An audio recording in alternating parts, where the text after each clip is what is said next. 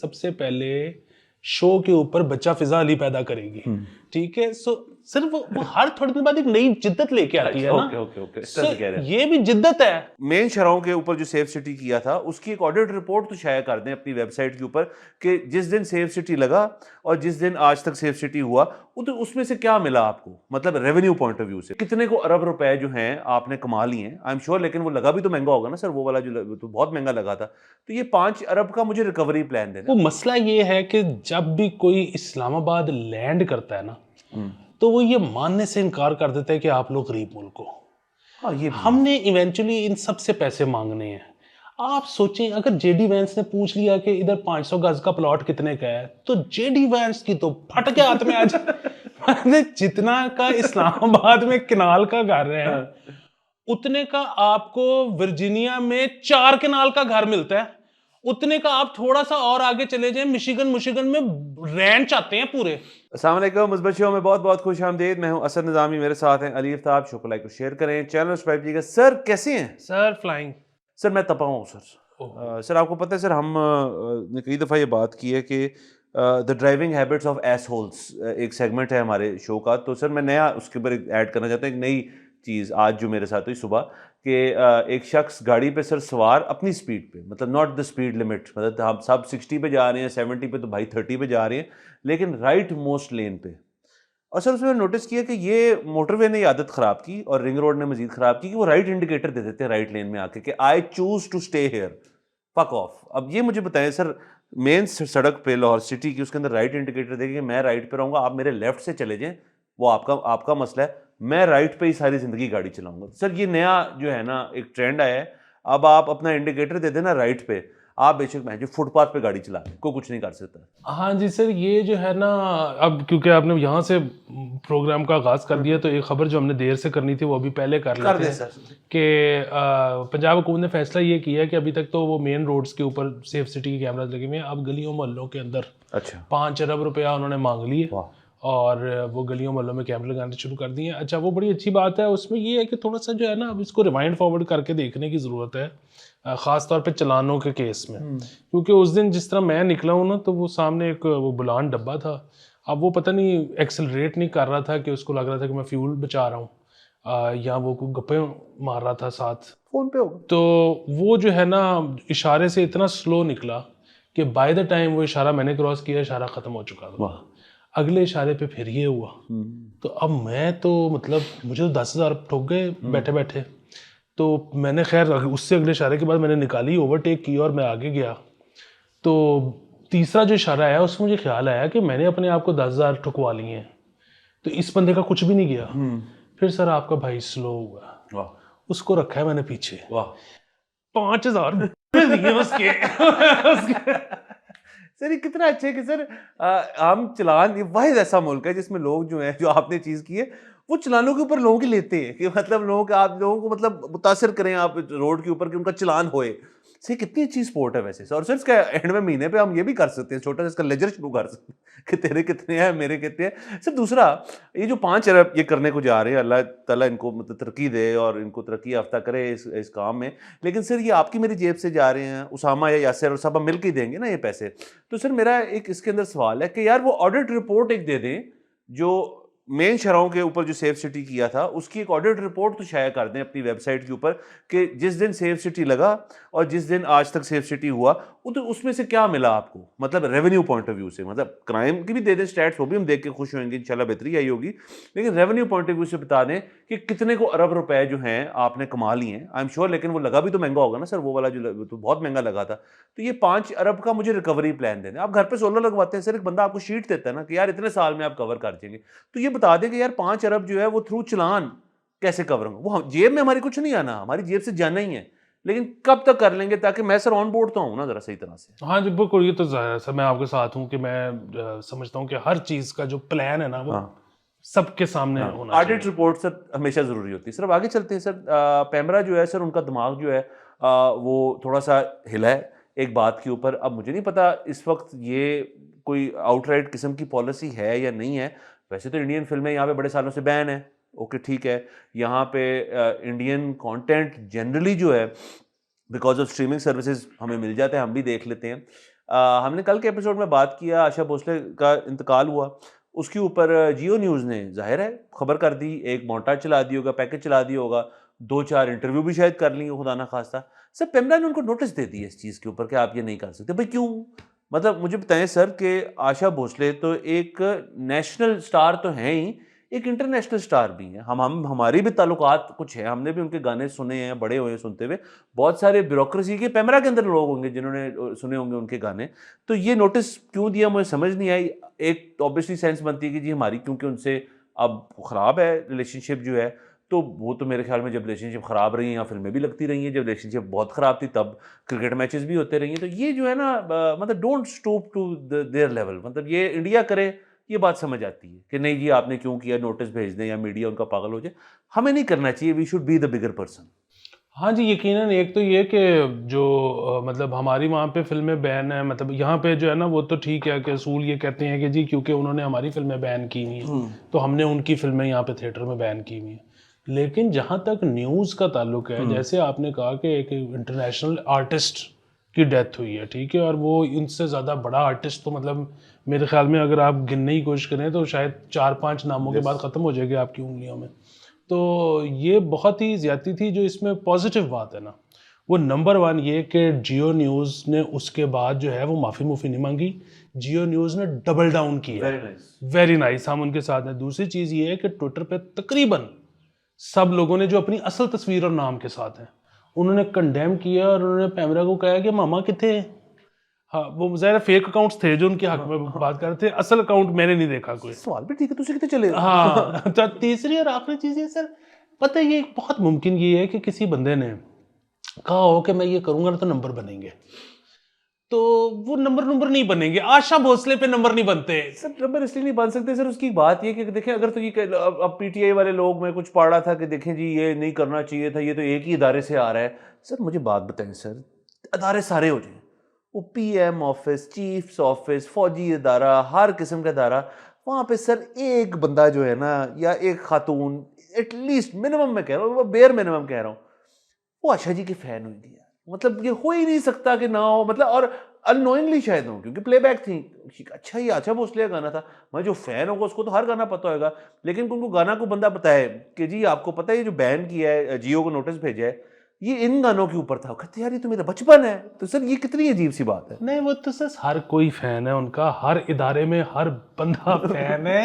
ये जो है ना किशोर रफी, लता, आजा, ये तो ये मुबर्रा है, ये ऊपर हैं रियासतों से और सब चीजों से। मतलब नुसरत इसमें डाल लें, नूरजहां इसमें डाल लें, ये ऊपर है बहुत।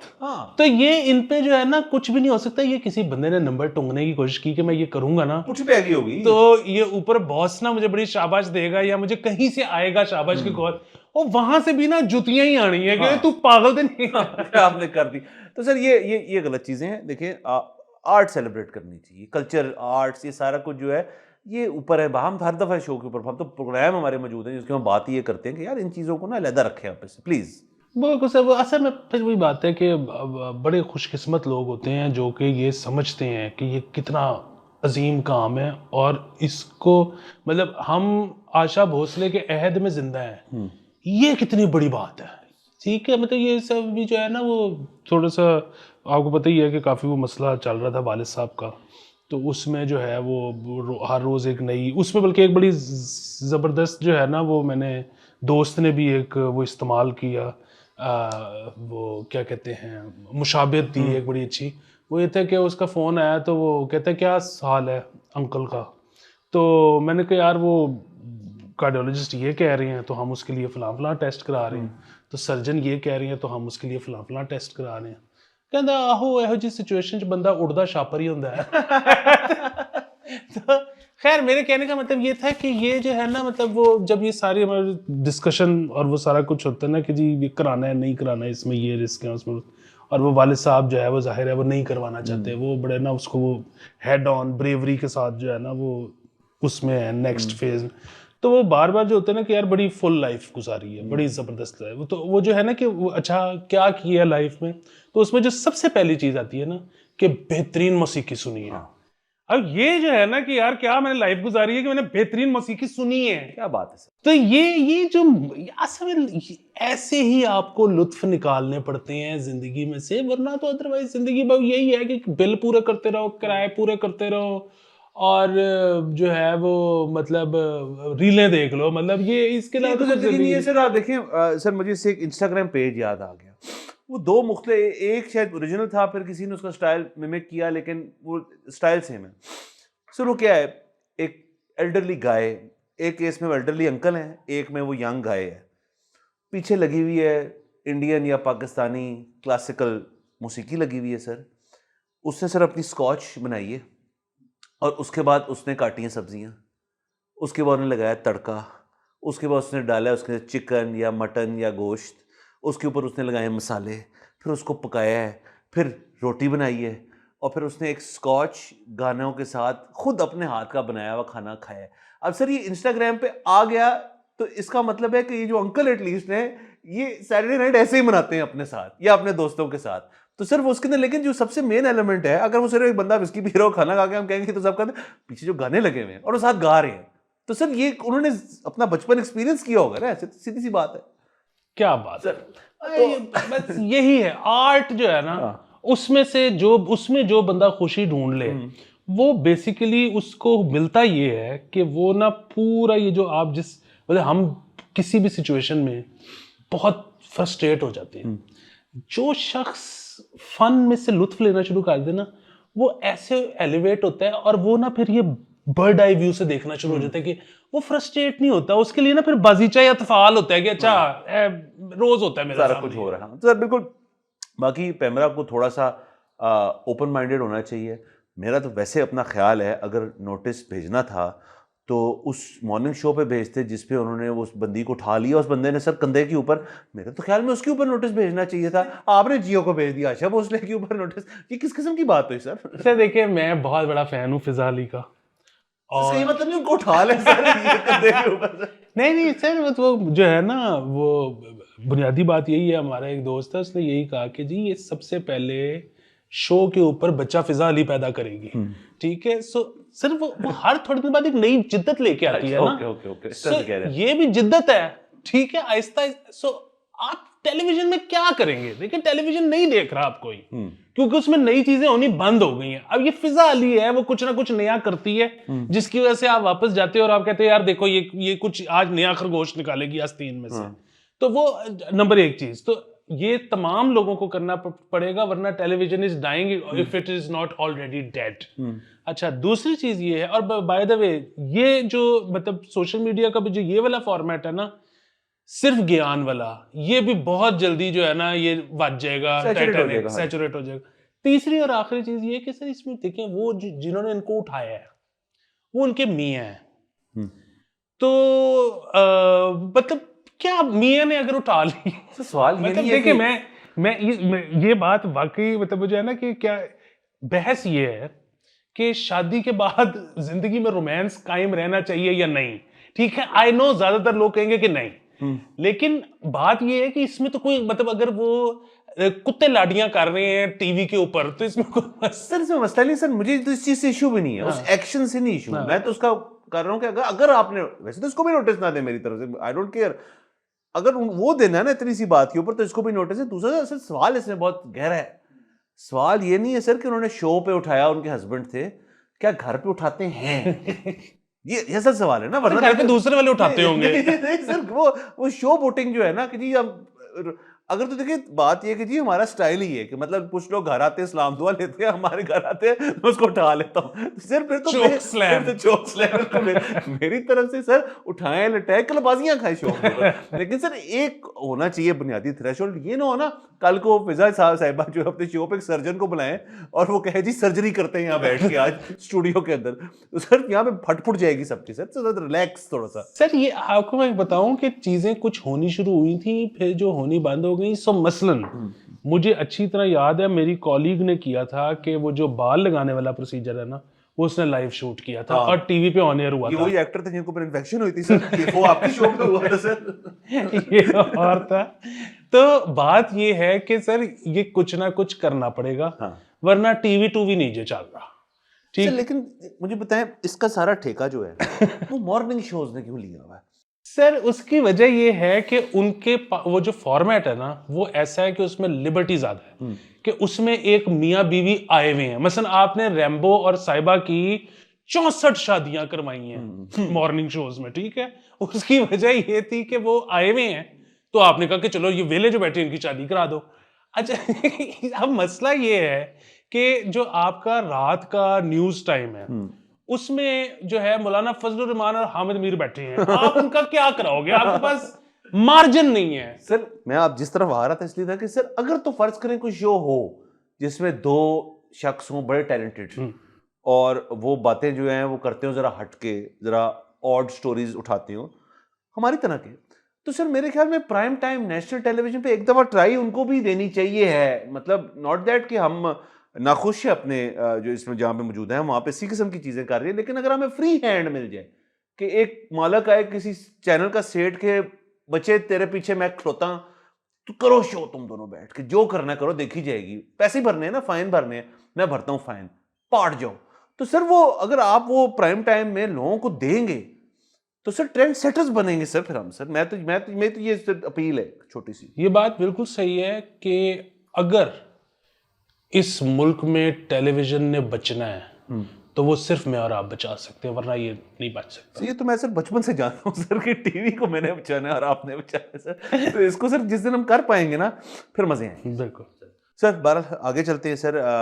ये तो हो गई सारी हमारी डोमेस्टिक चीज़ें, हमने सब समेट लिए सर, हैंडल कर लिए।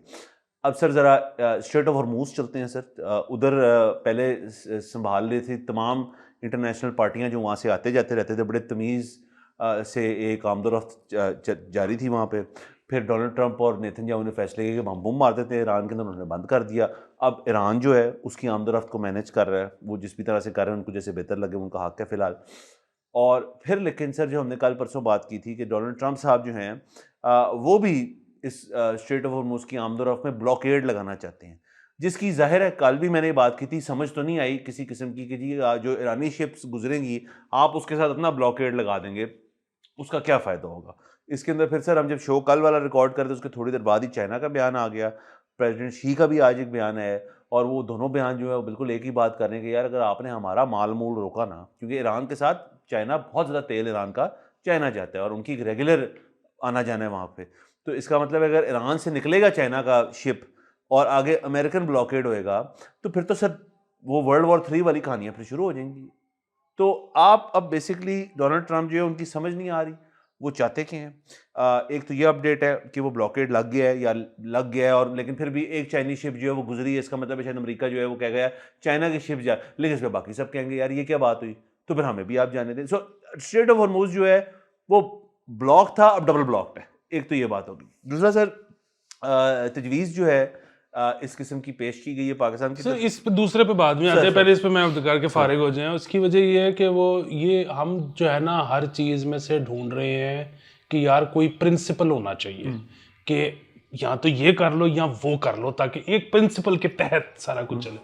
अच्छा प्रिंसिपल जो है ना वो फिलहाल सारे जो है ना वो इस वक्त इस्तेमाल नहीं हो रहे। इस वक्त हो रहा है कि जहाँ पे जोर लगता है लगा दो, जहाँ पे फटती है वहाँ पे पीछे मुड़ जाओ, ठीक है। सो बुनियादी बात ये है कि ये सारा कुछ जो है वो मतलब एक मतलब वेस्ट ने जो एक बहुत तरक्की की उसमें जाहिर है उन्होंने पहले कुछ मेहनत करके कुछ फायरवर्क्स इजाद कर लिए, जिसके बाद उन्होंने फिर कब्जे कर लिए, फिर उसके बाद कॉलोनाइजेशन के तहत उन्होंने जो है वो यहाँ से बहुत सारा कुछ ले गए।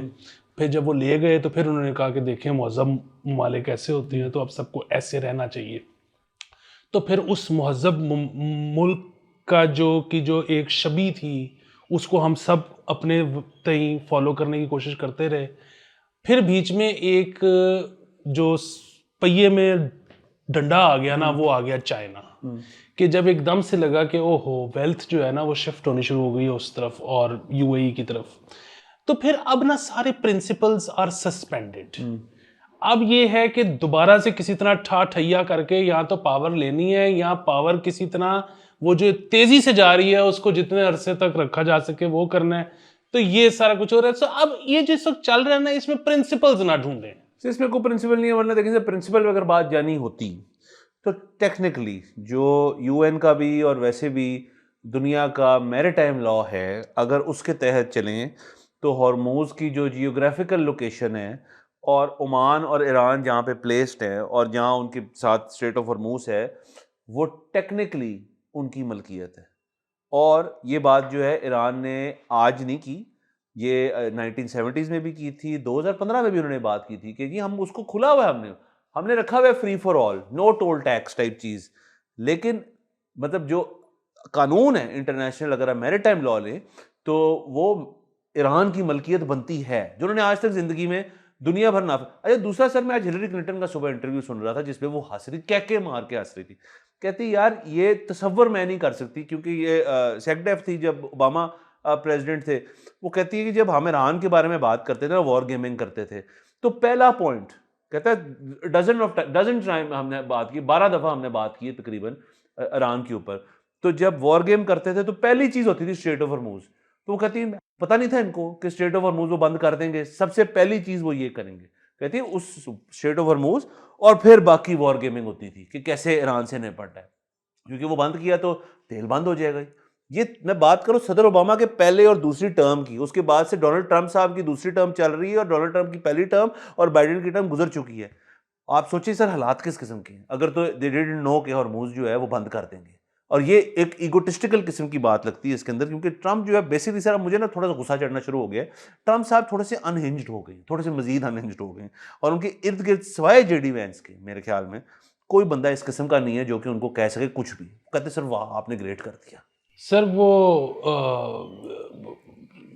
पता नहीं, अब रूमर ये है, अब हकीकत तो हमें नहीं पता, कि उनकी जो ब्रीफिंग होती है ना, उसमें उनको 1.5 मिनट के वीडियोस दिखाए जाते हैं जिसमें चीज़ें फट रही होती हैं। तो ये उनकी ब्रीफिंग है, क्योंकि इसके अलावा वो कोई ब्रीफिंग लेते नहीं है। अब ये रूमर है, अब चेक करना सर आप देखिए ना, इसके लिए सीधी सीधी बात, सॉरी बात काट रहा हूँ, कि मुझे आज मैं किसी को पॉडकास्ट सुन रहा था, सुपर इंटरेस्टिंग पॉइंट था एक बंदे का। वो कहता है कि जितनी मैंने अमेरिकी सियासत देखी है ना, जितना मेरा करियर है, मैंने ऐसी कोई चीज़ कभी नहीं देखी। लेकिन कहते हैं कि हम जब बाइडन गिरना शुरू हो गए थे, जब वॉक नहीं सही कर रहे थे, वर्ड स्लर कर रहे थे, तो जो उनकी वीपी थी कमाला के, तो वहाँ बातें शुरू हुई थी। ये उसने हतमी कहा है कि 25th अमेंडमेंट इन्वोक करो कि president is unfit, vice president becomes president. कहता है कि अभी तक मेरे पास हतमी नहीं है, लेकिन इन सम क्वार्टर्स ये बात होना शुरू हो गई है कि जेडी जो है ही शुड वाइस प्रेसिडेंट जो है, he should invoke the 25th amendment and से कि दिस प्रेसिडेंट इज अनफिट, क्योंकि हरकतें तो शुरू होगी। उसने, मैं आपको बताया ना, आपको कल बताया, उसने पोप को रगड़ दिया सर, पकड़ के सर एक बंदे। हाँ सर, दूसरे जो है वो एक और चीज़ ये है कि जो जिंदगी जी रहे हैं ना इस वक्त, वो दो लोग हैं, बुश और ओबामा। वो कॉलेज फुटबॉल के ऊपर ट्वीटें कर रहे हैं, उनको नहीं पता दुनिया में क्या हो रहा है, वो इंजॉय जिंदगी। एक वजह से सर नेतन्याहू आया था फाइल लेके, मैं बाहर जा, हमने नहीं करना ये काम। एंड इवन बाइडन, उन्होंने साहब ने कहा था जी कि हमने नहीं करना, जिसने किया है लो जी अनहिंज हो गए भाई। सर दूसरी खबर ये कि सर टॉक्स जो है, आपकी खबर सर, आप सुरखरू है सर, कि राउंड 2 जो है वो उसकी एक नीम हतमी सी रिपोर्ट जो है आ गई है। पाकिस्तान की तरफ से भी तजवीज़ जो है चली गई है। अल जज़ीरा ने ब्रेक की है कि जुमरात, ये परसों के रोज़ कहीं ना कहीं होगी, या तो वो फिर से इस्लामाबाद में होगी, और या फिर वो यूरोपियन किसी ममालिक में होंगी।